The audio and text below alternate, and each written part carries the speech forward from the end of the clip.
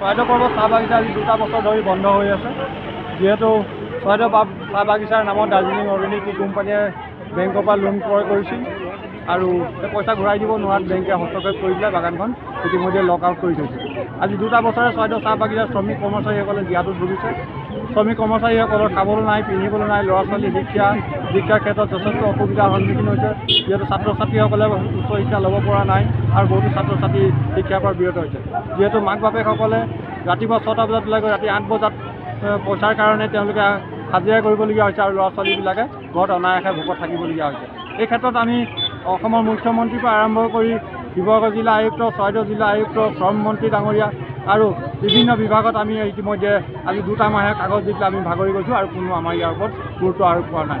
গতিকে আজি ৰাজপথলৈ ওলাই আহিবলৈ চৰকাৰে আমাক বাউন কৰিছে যে আহক আৰু ৰাজপথলৈ ওলাই আহি আপোনালোকৰ দাবী পালন কৰক। তেনেকুৱা পৰ্যায়লৈ আমাক ঠেলি দিছে। গতিকে আমি প্ৰশাসনিক বিষয়াসকলক অনুৰোধ জনাইছোঁ যদি অতি শীঘ্ৰে চৰাইদেউ পৰ্বত চাহ বাগিচাখন খুলি দিয়াৰ ব্যৱস্থা কৰক। আলোচনাৰ মেজলৈ মাতি কোনোবা এটা পাৰ্টিক বাগানখন চমজাই দি পেলাই আৰু বাগানখন চলোৱাৰ ব্যৱস্থা কৰক। অন্যথাই আমি ইয়াতকৈ জংগী আন্দোলনৰ কাৰ্যসূচী ল'ম। যিহেতু আমি অনাগত 2 জানুৱাৰীত আমি মহকুমাধিপতি কাৰ্যালয় চৰাইদেউৰ পৰা খোজেৰে গৈ মহকুমাধিপতি কাৰ্যালয় ধৰ্ণা কাৰ্যসূচী লৈছোঁ আৰু তাৰ পাছত 9 তাৰিখে চৰাইদেউ মহোৎসৱ আছে। মহোৎসৱৰ দিনাখন চুকাফা গেটৰ সন্মুখত আমাৰ ধৰ্ণা কাৰ্যসূচী আৰম্ভ হ'ব। আজি প্ৰশাসনিক বিষয়ে কিবা মীমাংসা কৰিছে নেকি? প্ৰশাসনিক বিষয়া ইতিমধ্যে নাজিৰা চাৰ্কল বিষয়া তথা মেজিষ্ট্ৰেটে কৈছে যে যিহেতু আমি শিৱসাগৰ জিলা আয়ুক্তৰ লগত অহা 30 তাৰিখে এখন আলোচনা হ'ব। আলোচনা মেজমেললৈ আমাক মাতিছে। মতাৰ লগে লগে আমি আজি ৰাস্তাটো কাৰ্যসূচী দি আছিল আমি উঠাই লৈছোঁ আৰু আঁতৰি দিছোঁ। যিহেতু যদি 30 তাৰিখে আমাক আলোচনালৈ নামাতে আৰু সুফল আলোচনাত নহয় তেতিয়াহ'লে আমি পুনৰ আন্দোলনৰ কাৰ্যসূচী ল'বলৈ আশা পাইছোঁ।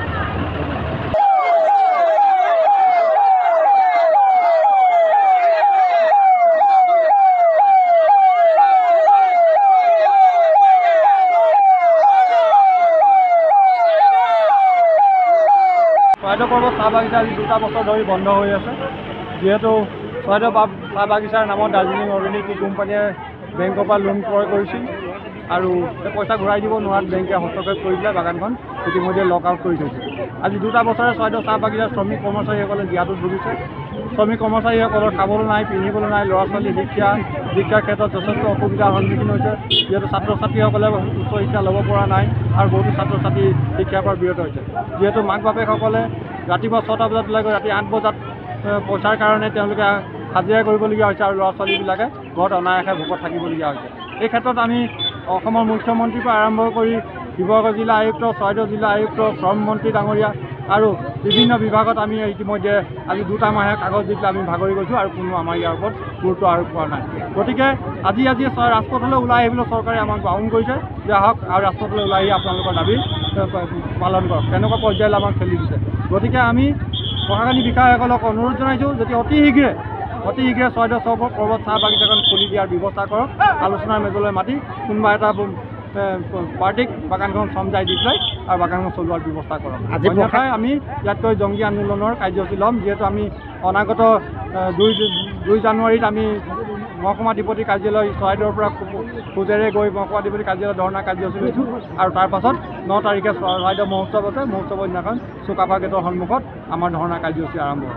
আজি প্ৰশাসনিক বিষয়ে কিবা মীমাংসা কৰিছে নেকি? প্ৰশাসনিক বিষয়া ইতিমধ্যে নাজিৰা চাৰ্কল বিষয়া তথা মেজিষ্ট্ৰেটে কৈছে যে যিহেতু আমি শিৱসাগৰ জিলা আয়ুক্তৰ লগত অহা 30 তাৰিখে এখন আলোচনা হ'ব। আলোচনা মেজমেললৈ আমাক মাতিছে। মতাৰ লগে লগে আমি আজি ৰাস্তাটো কাৰ্যসূচী দি আছিল আমি উঠাই লৈছোঁ আৰু আঁতৰি দিছোঁ। যিহেতু যদি 30 তাৰিখে আমাক আলোচনালৈ নামাতে আৰু সুফল আলোচনাত নহয় তেতিয়াহ'লে আমি পুনৰ আন্দোলনৰ কাৰ্যসূচী ল'বলৈ আশা পাইছোঁ।